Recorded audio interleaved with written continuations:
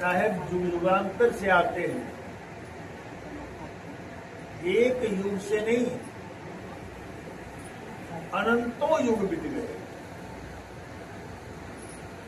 संस्कृति बदली, जीवन बदला और समय बदला, सभी बदलते जा रहे और इन समयों के अंतराल में बंदी छोड़ साहेब बार बार अपनी ज्ञान धारा को प्रकाशित करके संसार के प्राणियों का उद्धार करना चाहते हैं, किंतु संसार के प्राणी अनेकों झंझावातों में इस तरह पड़े हुए हैं। कहीं तो सांप्रदायिकता की बात है, कहीं तो मनुष्यतर अवस्था से नीचे की बातें हैं। संसार में सदियों से मनुष्यता से नीचे गिरकर अपने जीवन को बसर कर रहे हैं। तो साहिब ने सबसे पहले मनुष्य बनने के लिए कहा, मनुष्य बनो और मनुष्य बनकर मनुष्य जीवन को संवारो, इस जीवन को सजाओ। कहा साहब ने, मानुष जन्म सुधारो सारो, धोखे काहे बिगाड़ो हो, ऐसा समय बहुरी नहीं पइयो, जन्म जुआ मत हारो। गुड़वा गुड़िया सूप सुपलिया, या करनी मत भूलो हो। गुड़वा गुड़िया के खेल में संसार झूल रहा, कहीं क्या प्रदर्शन है, कहीं क्या प्रदर्शन है। केवल बाहर झंझावातों में अपने जीवन को झकझोर रहे हैं। साहब ने कहा कि मनुष्य का जो कर्तव्य है, जिसमें आपके अंदर मनुष्यता आ सके, वह कर्म करो। मनुष्यता विहीन व्यक्ति हिंसक हो जाते हैं। मनुष्यता विहीन व्यक्ति अपने अहंकार में संसार को कुछ नहीं समझते और यह संसार जो है काल के हाथों बिका हुआ है। और वो दयालु पुरुष ज्ञान स्वरूप से संसार में बारंबार प्रकट होते हैं और अपने ज्ञान को नियुक्त करके हम जैसे व्यक्ति के साथ वह सहारा देकर संसार के लिए हित की बातें कहवाते हैं। लेकिन संसार के प्राणी मनोमुख होकर मन के स्तर से चलते हैं, संसार में विचरते हैं, ना मन को जानते हैं, ना मन की अवस्था को जानते हैं और न मन से ऊपर उठना चाहते हैं। साहब कहते हैं कि तजी मन भजी रहो मोरे भक्ता, सत्य कबीर सत्य है भक्ता। कबीर सत्य है और सत्य वक्तव्य देते हैं। वो कहते हैं मन को त्याग कर ऊपर उठ जाओ। तजी मन भजी रहो मोरे भक्ता, हे मारे प्यारे भक्त, तुम मन को त्यागो। मन ही तुम्हारे जीवन का दुख का कारण है। तुम मन नहीं हो, लेकिन मन तुम्हारा सदा से साथ है। इसलिए इस मन से ऊपर उठना ही होगा, अन्यथा संसार में प्राणी बारंबार जन्मते मरते, दुख भोगते, कभी सुख भोगते, प्राकृतिक सुख, प्राकृतिक दुख के शिकंजे में वह हमेशा पिसे जा रहे हैं। इसलिए साहब को कहना पड़ा कि इस मन से ऊपर उठो। लोग कहते हैं मन न रंगाए, साहब ने कहा मन ने रंगाए रंगाए जो भी कपड़ा, आसन मारी मंदिर में बैठे, नाम छानी जोगी पूजन लगे पत्थरा। पत्थरों को पूजने लगे, नाम को छोड़कर।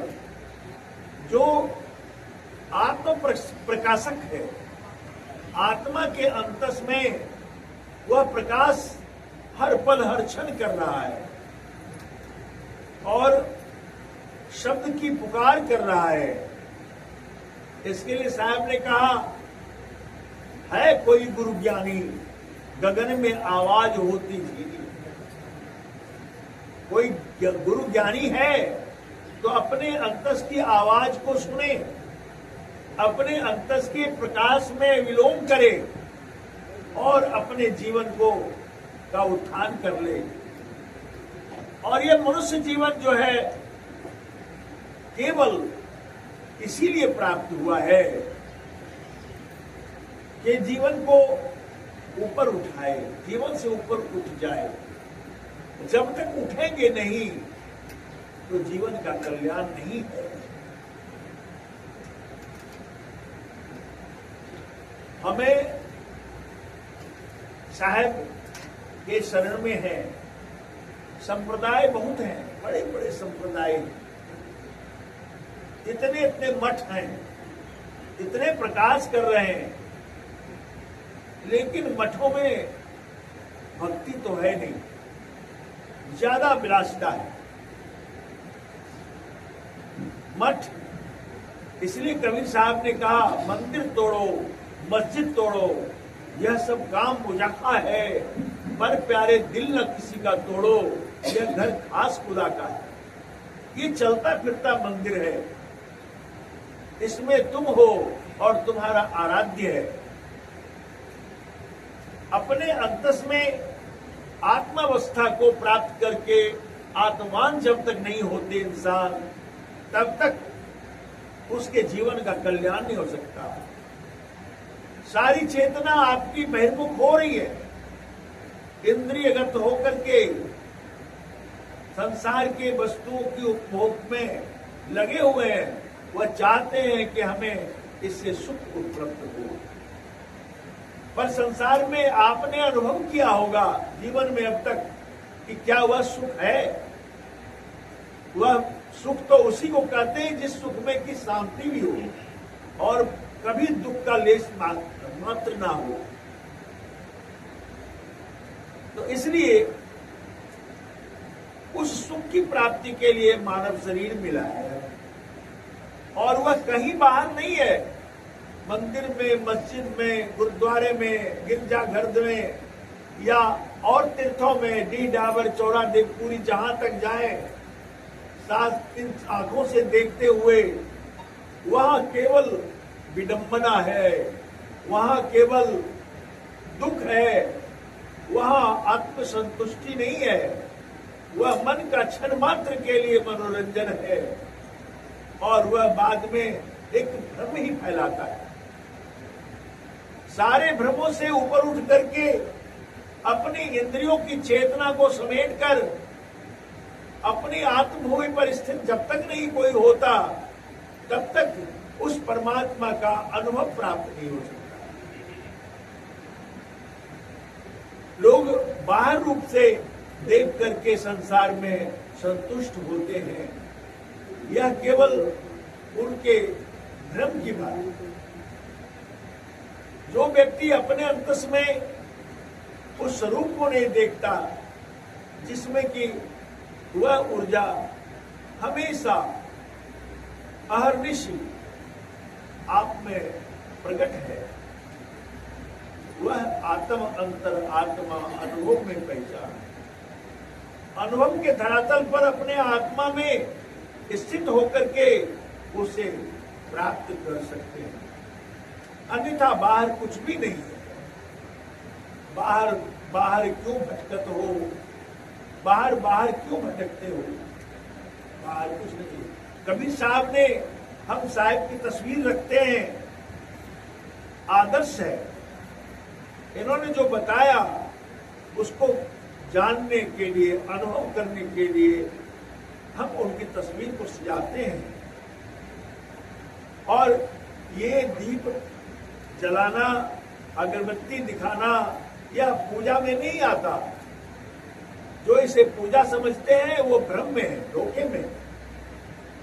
यह एक औपचारिकता है, एक परंपरागत रूप से सम्मान है, और सम्मान अपने साथ जो है श्रेष्ठ, जिनका ज्ञान हम लेकर अपने अंदर अनुभूत करते हैं, उसके लिए उनका वह हमारा आदर्श बन जाता है। और उनकी बातों को, उनके ज्ञान को हम अगर अपने में अनुभव नहीं करते, केवल इतना ही दूर तक रह जाते, तो जीवन का कल्याण नहीं है। इसलिए बंधुवर साहब ने कहा, संतो घर में झगड़ा भारी, संतो घर में झगड़ा भारी, रात दिवस मिली उठी उठी लागे, 5 ढोटा एक नारी। न्यारो न्यारो भोजन चाहे, 5 अधिक सवादी, कोई काहू का कहा न माने, आपो आप मुरादी। संतो घर में झगड़ा भारी, साहब ने कहा, किस घर में? बाहर के घर में तो झगड़ा ही झगड़ा है, बाहर के घर में तो झगड़ा ही झगड़ा है, इस शरीर के भीतर भी झगड़ा है। इसका निवेरा कर ले, संतो कर ले आप निवेरा, अपने अंदर निवेरा कर ले, अपना निवेरा निवृत्ति कर ले, अपनी चेतना को समेट करके आत्मभूमि पर स्थित होकर के देख ले, जान ले, अनुभव कर ले। जीवन इसीलिए मनुष्य का बिना, घर में झगड़े हैं, लड़ाइयां हैं, कोई किसी का कहा नहीं मानता। अब इंद्रियों के विषय में जो साहब ने कहा कि रात दिवस मिली उठी उठी लागे, 5 ढोटा एक नारी, 5 ढोटा एक नारी। 5 क्या है? 5 ज्ञानेंद्रियां हैं, 5 ज्ञानेंद्रियां अलग अलग स्वाद चाहते हैं, 5 ज्ञानेंद्रियां अलग अलग स्वाद चाहते हैं। संतो घर में झगड़ा भारी, इस शरीर रूपी घर के अंदर झगड़ा भारी झगड़ा है। कौन सा झगड़ा है? कि 5 ज्ञानेंद्रियों से हम 5 विषयों को ग्रहण करते हैं। आंख से रूप देखते हैं, रूप के लिए रूप में आसक्ति आती है, और आसक्ति से हम बेचैन हुए रहते हैं, हमारा चैन छिन जाता है। कान से शब्द सुनते हैं, शब्द सुनने के लिए, अच्छे शब्दों को सुनने के लिए, अपने अच्छे गीतों को सुनने के लिए व्याकुल रहते हैं। रूप रस जीवा से रसास्वादन करते हैं। जिंदगी बीत गई, बुढ़ापा आ गई, अब भी यह जीवा चाहता है अच्छे अच्छे मैं भोजन करूं। भोजन के लिए, सुंदर सुंदर भोजन पकवान के लिए व्याकुल रहते हैं। तो जीवा अब तक रुकड़ी ही रुकड़ी रह गई, चिकनी नहीं हो पाई। और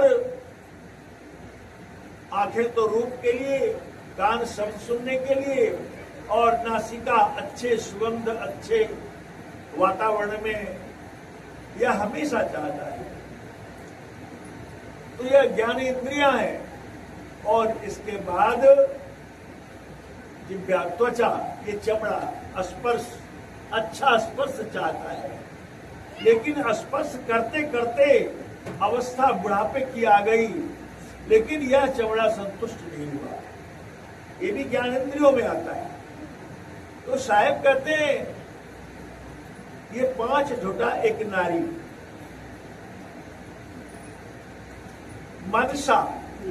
मनसा जो है वह एक नारी के रूप है, जो प्रकृति से मिला हुआ, प्राकृतिक तत्व से मिला हुआ मन है, वह उसे नारी कहते हैं।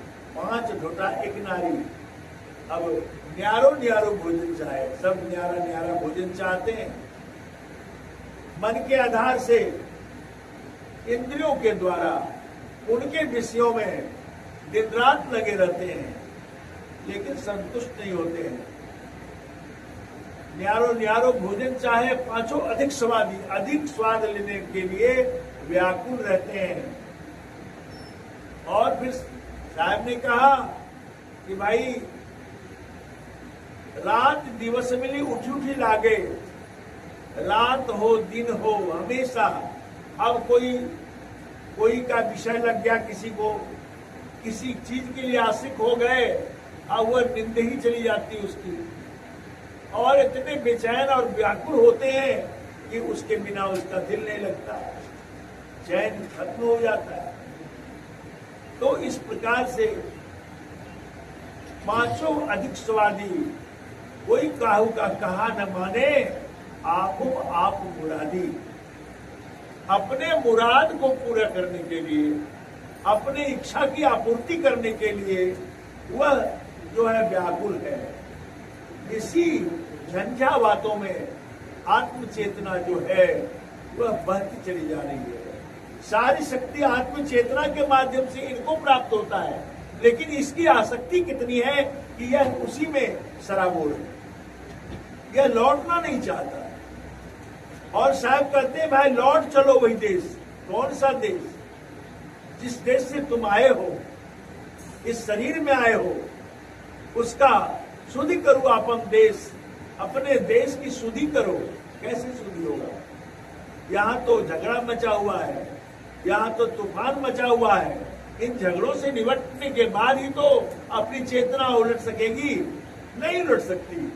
इसलिए साहब कहते हैं कि भाई इससे उल्टोगे तभी तुम्हारा कल्याण है, नहीं तो जीवन यूं ही चला जाएगा, मनुष्य जीवन यूं ही चला जाएगा और मर जाओगे, कुछ ना साथ लगेगा। फिर जहां जहां तुम्हारा मन लगा हुआ है, जिसमें प्रेम किया है तुमने, फिर उसे का साथ मिलेगा। चाहे वह नर्क का कीड़ा क्यों न हो, तुम्हें नर्क के कीड़े में तुम्हें जाना ही पड़ेगा, वहां जन्म लेकर के उस कीड़े के साथ जीवन बिताना पड़ेगा। इसलिए संभलने के लिए 84 लक्ष योनियों में एकमात्र मनुष्य जीवन है। लक्ष 84 भटकी के पौपे अटका आए, अब की पासा ना पड़े फिर 84 जाए। अगर इस बार पासा नहीं पड़ा, बाजी नहीं जीत पाए, तो फिर 84 लाख जोनियों में जाना पड़ेगा। क्योंकि जब से जन्म लिए हैं तब से आपका मन बहका रहता है, यहाँ वहां का दिग्दर्शन करता है, उनमें आपकी चेतना विलोम कर रही है। तो आप जिस तरफ डाली में फल आता है, तूफान आने के बाद डाली उलट कर नहीं गिरती है, उसी तरह कच के रह जाती है टूट कर। इसी तरह आप अगर माया विडंबनाओं में घिरे हैं और उनकी आवभगत करते हुए उनमें आप बेचैन हैं, तो आप मरने के समय आपकी चेतना 84 लाख योनियों में जाएगी, मनुष्य जन्म भी नहीं मिल पाता। मुक्ति की तो बात अलग है। लोग कहते हैं निर्वाण पद किसका निर्वाण है? आप हैं तभी निर्वाण है, नहीं तो क्या है? 5 तत्व 5 में मिल जाता है। 5 तत्व प्रकृति का है, आपका तो है नहीं। प्रकृति से पार्थिव शरीर बना है, और यह शरीर मिट्टी, अग्नि, जल, वायु और आकाश, ये 5 तत्व में 5 शरीर का 5 तत्व मिल गया। 5 तत्व में उसके बाद कुछ नहीं रहा। अब कुछ है ही नहीं, तो मुक्ति और निर्वाण किसको मिलेगा? निर्वाण तो आत्मान व्यक्ति को मिलता है, जिसके अंदर आत्मा है, आत्मज्ञान है, चेतन है। चेतन चेतन की भक्ति होती है, जड़ चेतन की भक्ति नहीं होती। यह तो कुयोग है, यह कुयोग है, सदयोग नहीं है। क्योंकि कुयोग यह है कि आप चेतन रहते हुए इस जड़ शरीर में आके बंध गए। एक शरीर में नहीं, शरीर के कई परत हैं। ये तो हाड़ मांस का स्थूल शरीर है, इसके अंदर सूक्ष्म शरीर है, उसके अंदर कारण शरीर है, उसके अंदर महाकारण शरीर है, और महाकारण के अंत में कैवल्य शरीर है। और उस इतने शरीरों के भीतर हंस रूपी चेतन आत्मा रहती है, और हंस रूपी चेतन आत्मा इस शरीर में बंध करके जीवन में बिलोंग कर रही है। आप का शरीर छूट जाएगा, आप इन शरीरों, केवल हाड़ मांस का शरीर छूटेगा, फिर ये और शरीर जो है सूक्ष्म कारण महाकारण केवल्य, तो इसको लेकर के ही आपको जन्मना मरना होगा। गर्भ में जाना होगा, गर्भ से बाहर निकलना होगा, कुछ दिन ठहरना होगा, यहाँ के आओ हवा में लिप्त हो जाएंगे, यहाँ के वस्तुओं में आप अटक जाएंगे, फिर जन्म मर जाना पड़ेगा, फिर जन्म लेना पड़ेगा। जन्मत मरत दूसरा दुख होई, राम कृपा बिन सुलभ न सोई। जन्मते मरते दुख भोगना पड़ता है, दूसरा दुख, कोई साधारण दुख नहीं होता है, बहुत दूसरा दुख होता है।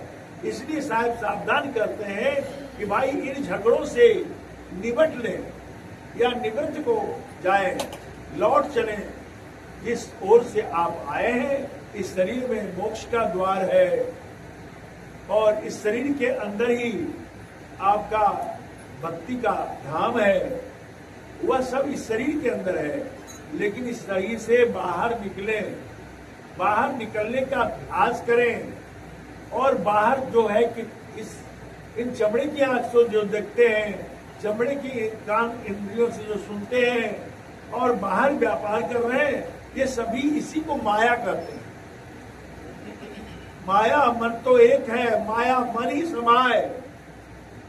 माया मन तो एक है, माया मन ही समाए। तीन लोक संशय पड़ी, काई को समझाया। तीन लोक में इस बात का संशय है, किसको समझा कर कहो। बाहर में रहकर कोई रंगीन कपड़े पहनते हैं, कोई उजला कपड़े पहनते हैं। अरे ये तो बाह्य नकाब है, असल में तो आप इस शरीर भी है, नकाब ही है। यह शरीर भी नकाब है, शरीर के अंतर शरीर है, शरीर के अंतर शरीर है, यह शरीर के अंतर शरीर है। इन सारे शरीरों के भीतर आप चेतन आत्मा बंधी हुई है। इसी से कहते हैं साहब इन झगड़ों से अपनी चेतना को ऊपर उठाएं, और मन से ऊपर उठता है। मन के मंडल को जब तक त्याग नहीं देते तब तक भक्ति नहीं होती। सही भक्ति वहां है, और ये सब तो गुरुओं गुड़ियों का खेल है, तमाशा है। अब जो भी बाहर का काम 1650 लोग करते हैं, भक्ति भाव पूजा अर्चना, ये सभी औपचारिक ही है, और बिना जाने कर रहे हैं, अनजाने कर रहे हैं। इसे कहते हैं अंधभक्ति। इससे जीवन को कभी त्राण नहीं, कभी सुख शांति नहीं, कभी परमानंद की प्राप्ति नहीं होती, केवल झूठ है। साहब ने बताया कि जितने देवी देवताओं को लोग पूजते हैं वो सभी मरे हुए हैं। साहब ने कहा मुर्दों का यह देश है। मुर्दों के देश में और व्यक्ति मुर्दा बन जाते हैं। जहां चेतन देश है, जहां जीवन है, वहां लौट नहीं पाते, इसी में अपना जीवन यूं ही गवा देते, और अंततो गत्वा कुछ लेकर नहीं जाते, मर के चले जाते हैं, फिर जन्म लेते। तो जन्मना और मरना ही अभिशाप है, दुख है। इससे अगर आप नहीं उठते और सचमुच में चेतन अवस्था में नहीं आते तो जीवन यूं ही चला जाएगा। इसलिए हमें जो है भक्ति भजन में समय देना चाहिए, संतों को खोज करके, सही संतों को, न कि केवल वो संत भी तरह तरह के संत के भेष में घूमते हैं लोग। कोई सांप्रदायिक धंधा फैलाते हैं, कोई और क्या करते हैं। इन सबों से हटकर साहब ने कहा है कि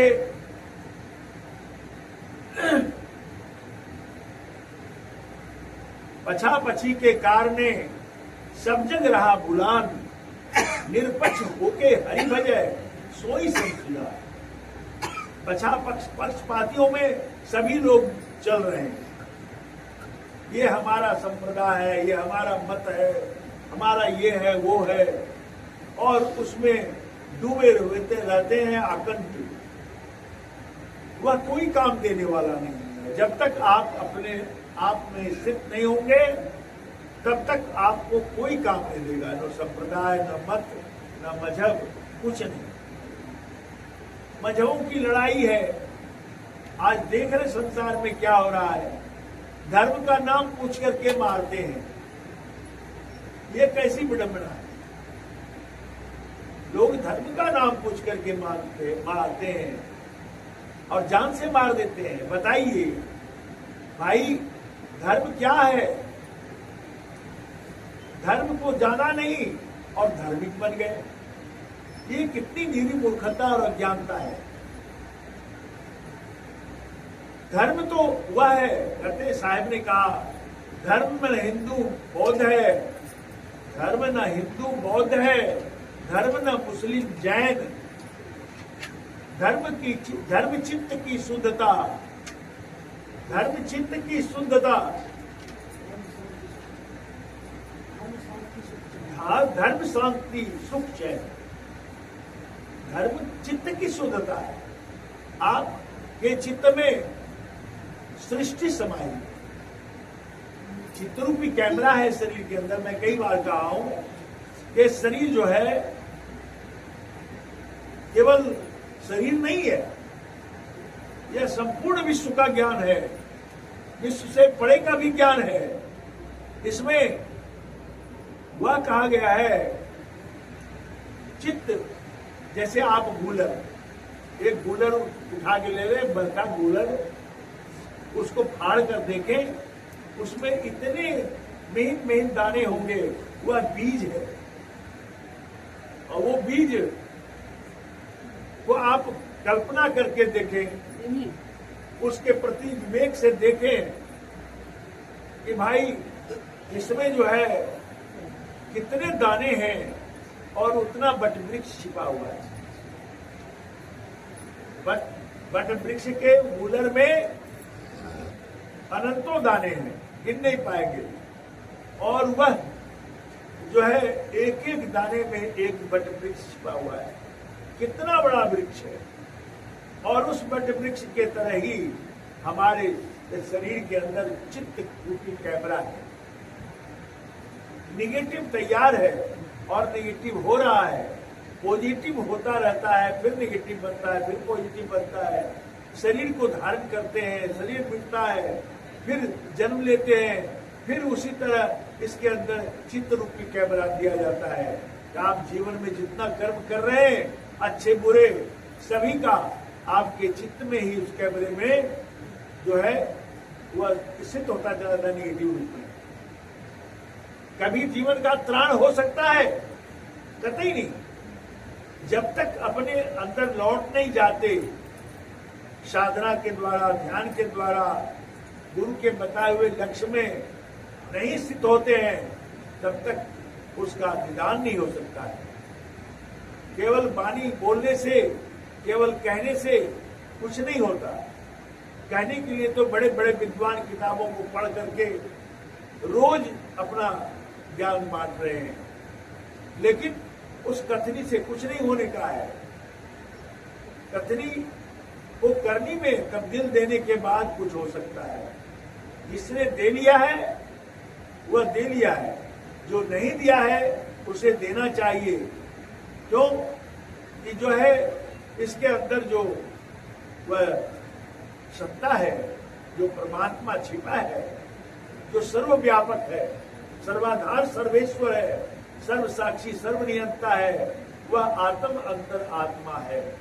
आत्मा के अंतस में आत्मस्वरूप से है, उसी का प्रकाश संपूर्ण विश्व को नहीं, संपूर्ण विश्व को आलोकित कर रहा है। पर उस आलोक की धारा में कोई विलोम करे, उस आलोक की धारा में अपने चेतना को लगाए, तो वह देख सकता है, जान सकता है, अनुभव कर सकता है।